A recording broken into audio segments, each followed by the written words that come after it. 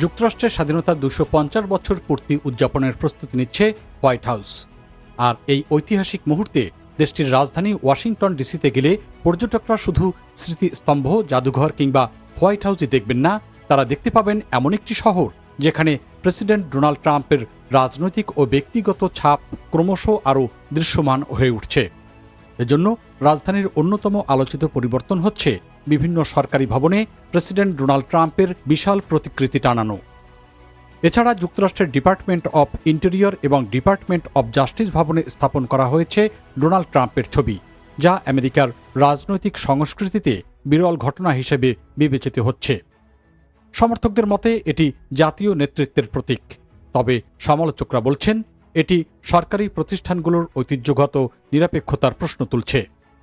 এদিকে আন্তর্জাতিক সংবাদ মাধ্যম অ্যাসোসিয়েটেড প্রেস এপি এর এক বিশেষ প্রতিবেদনে বলা হয়েছে, 2025 সালে দ্বিতীয় মেয়াদে ক্ষমতায় ফেরার পর থেকে ট্রাম্প রাজধানী শহরটিকে নিজের রাজনৈতিক দর্শনের প্রতীক হিসেবে গড়ে তোলার চেষ্টা করেছেন।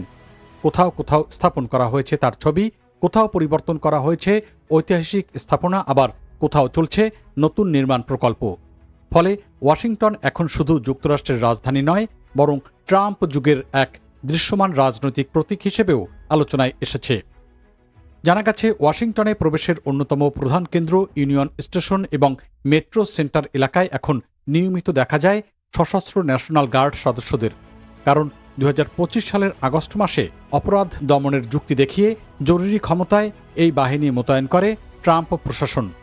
বর্তমান রাজধানীর বিভিন্ন স্থানে হাজারো ন্যাশনাল গার্ড সদস্য দায়িত্ব পালন করছেন।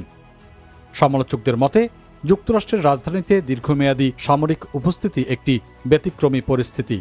অন্যদিকে প্রশাসনের দাবি এটি জননিরাপত্তা নিশ্চিত করার জন্য প্রয়োজনীয় পদক্ষেপ।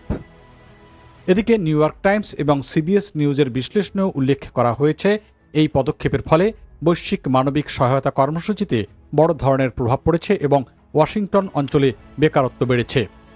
বিশ্লেষকদের মতে, 2026 সালের মধ্যবর্তী নির্বাচনকে সামনে রেখে ডোনাল্ড ট্রাম্প প্রশাসনের এসব পদক্ষেপ আরও বেশি আলোচনার জন্ম দেবে।